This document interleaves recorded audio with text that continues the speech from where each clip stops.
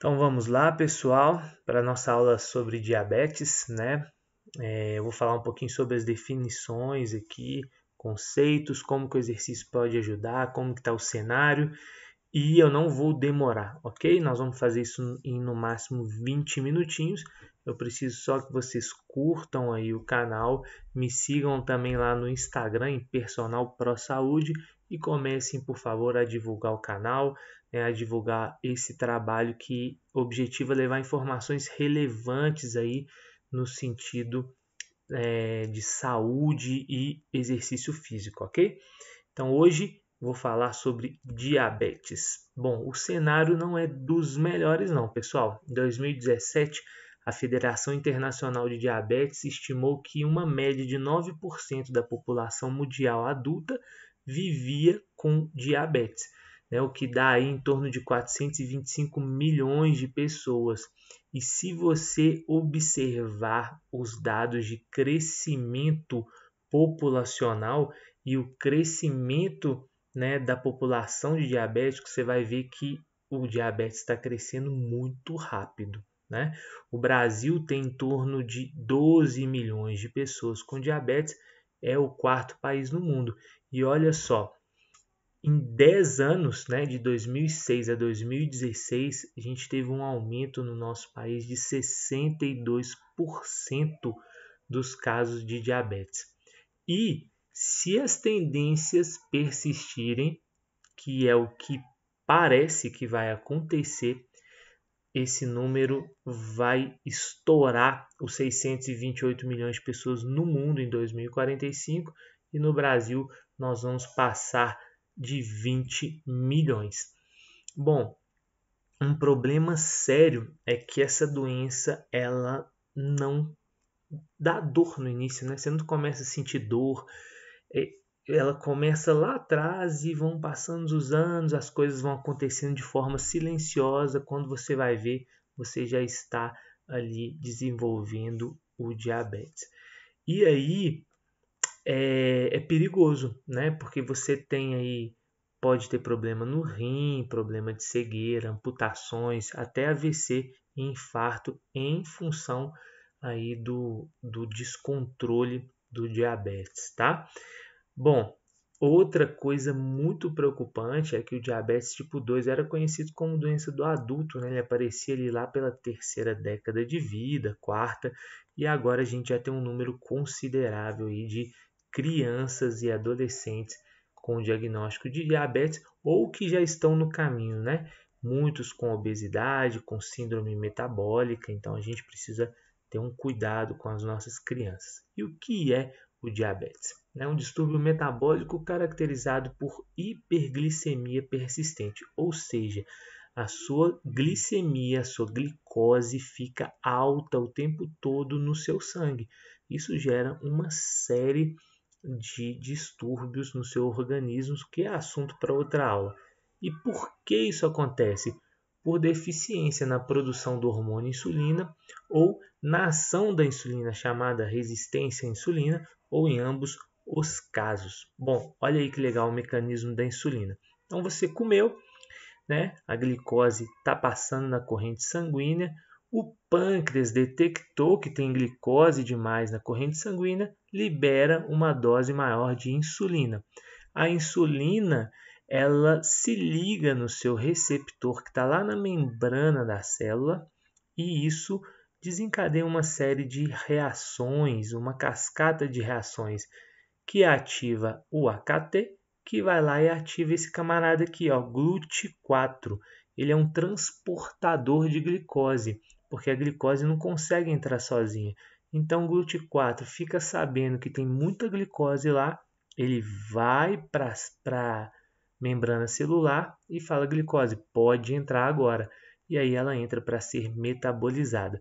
Isso é o funcionamento normal. No diabético não ocorre, porque ou não tem insulina, então na ausência da insulina isso aqui não vai acontecer, ou esse mecanismo aqui está com algum problema, né? É a chamada resistência à insulina. E aí isso não acontece na velocidade, na forma, na quantidade que deve acontecer, não é tão eficiente e aí começa a sobrar glicose no sangue, o que vai trazer uma série de transtornos, ok? Bom, e aí a gente tem diabetes do tipo 1, que é uma doença autoimune, ou seja, o nosso sistema imunológico não reconhece aquilo como uma coisa boa, vai lá e destrói. Ele destrói o quê? As células beta-pancreáticas, que são as responsáveis pela produção da insulina. Então, o diabético tipo 1 não produz insulina, por isso ele precisa de forma exógena consumir a insulina. Bom, a gente tem o diabetes tipo 2, que representa aí cerca de 90 a 95% de todos os casos de diabetes e é caracterizado pela resistência na ação da insulina, chamada resistência à insulina. Tá? E temos também, bem famoso, o diabetes gestacional, que pode ser detectado ali geralmente entre o segundo e terceiro trimestre da gestação e ele pode ser controlado, só que a mãe e a criança têm uma tendência maior a ter diabetes tipo 2 no futuro.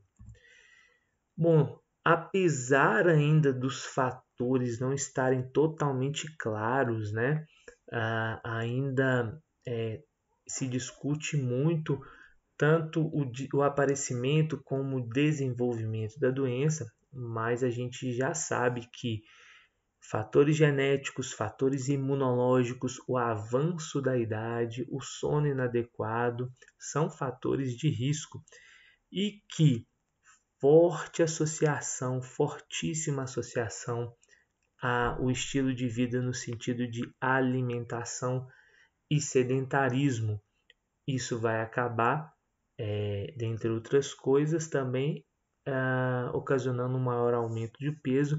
Isso tudo combinado é um grande potencial para o desenvolvimento do diabetes tipo 2. Tá? Agora, vamos falar do problema relacionado ao exercício, que é a minha área, né?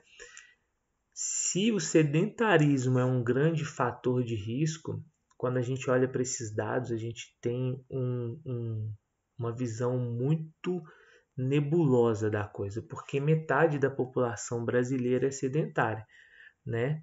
A gente tem menos de 5% da população dentro de academia e das pessoas ativas, a metade delas praticamente faz caminhada. O caminhada é bom? É bom, mas ela não tem o estímulo adequado para controlar um quadro desse, do pré-diabético, do diabético tipo 2. A gente precisa que o exercício tenha uma intensidade adequada. Por isso, um especialista para encontrar a dose certa do exercício, ok? Bom, e as pessoas justificam, na maior parte das vezes, não praticar exercício por falta de tempo, né? E aí vocês analisem vocês nessa pandemia, né? Muitas pessoas sem trabalhar, né? Com aquela rotina dentro de casa ou trabalhando dentro de casa e muitas delas não conseguem treinar. Então a gente precisa ver se é falta de tempo ou se não é falta de organização, falta de prioridade, falta de vontade, falta de consciência da importância do exercício físico na nossa vida. Bom, e ficar parado, igual a gente está agora, a gente reduziu o nosso nível de atividade física, né, que são os nossos movimentos diários mesmo. Isso traz um grande problema. Teve um estudo que pegou jovens ativos e reduziu o número de passos dele, a média de passos diário, reduziu isso, que é o que a gente tem feito com o nosso isolamento, a gente tem reduzido a nossa atividade, e isso trouxe uma piora de quase 80% na sensibilidade à insulina. Isso em 3 semanas, pessoal. Então imagina aí que a gente já está 7, 8 semanas, né, nesse isolamento. Olha o transtorno para o nosso organismo, olha o transtorno e a preocupação para um pré-diabético ou um diabético. Então a gente precisa tomar muito cuidado com isso. Bom, Olha o poder do estilo de vida, né? Teve um estudo com mais de 3.000 pessoas e eles fizeram o seguinte: eles pegaram uma população que não era diabética, mas era pré-diabética, os níveis já estavam lá em cima, e eles separaram em 3 grupos. Um não fez nada, um tratou com metformina, que é o medicamento, e o outro tratou com estilo de vida, alimentação e treino. Bom, tanto o grupo que tratou com metformina quanto o grupo que tratou com estilo de vida, né, atividade física e alimentação adequada, eles reduziram a incidência de diabetes. Beleza, mas a conclusão é que a intervenção no estilo de vida foi mais eficaz que a metformina. Você treinar e se alimentar bem é mais eficaz do que tomar remédio. E olha que eu estou falando só pelo lado do diabetes, ok? Fora os outros inúmeros benefícios que a boa alimentação e um exercício físico bem feito vão te entregar. Então é muito poderoso. Bom, olha que sensacional. O exercício físico ele melhora a sensibilidade à insulina e isso fica evidente ainda, fica efetivo de 12 a 48 horas pós-treino. Diante disso, você pode entender que você pode organizar o seu treino, não precisa ser todo dia, mas é importante que você não passe 2 dias sem treinar ou sem fazer alguma atividade, porque senão você começa a perder esse benefício e voltar para os níveis pré-treino. Tá? Então treina segunda, treina quarta, treina sexta, faz uma atividade lúdica com a sua família, uma caminhada. No domingo, volta à rotina de treinos na segunda. Isso é muito legal e isso vai te ajudar demais, tá bom? E olha só, uma única sessão de treino é capaz de melhorar a sensibilidade da insulina em 22% e após 6 semanas, 42%. Então, se de um lado 3 semanas com o nível de atividade física reduzida pode ser devastador, piorando quase 80% da sensibilidade à insulina, uma sessão já melhora. Se você mantém isso por 6 semanas, você tem uma melhora de 42%, pessoal.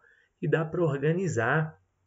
Não precisa ser todo dia, não precisa ser 1 hora. Você pode treinar lá 30 minutos, 40 minutos. Vai ser legal demais se for bem prescrito, tá bom? Olha só que legal essa imagem. Aqui, ó, onde eu estou passando o mouse, é aquela imagem que eu apresentei anteriormente. É o mecanismo da insulina, né, que se liga ao seu receptor e desencadeia uma série de reações e ativa o GLUT4. O GLUT4 é o transportador de glicose que vai lá na membrana e traz a glicose para dentro da célula, para ela ser metabolizada. O exercício físico ele vem por outras vias. Olha que interessante, olha só. Ele vai utilizar, por exemplo, a ativação da AMPK, ele vai liberar cálcio, isso tudo vai otimizar o processo, vai ativar GLUT4 para que o GLUT4 vá lá buscar a glicose independente da insulina. Olha que show isso daqui. Além disso, ele estimula a produção de mais GLUT4. Se você consumir, se o seu treino for um treino bacana, ele vai consumir o glicogênio que está aqui dentro da célula. E o que é o glicogênio? É a glicose armazenada aqui em forma para reserva energética. Tá? Então, se o seu treino acaba com esse estoque, você vai captar mais glicose. Então, assim, o treino é sensacional, pessoal. Vai ter síntese proteica, vai ter melhoria, aumento de mitocôndria, melhora no processo oxidativo.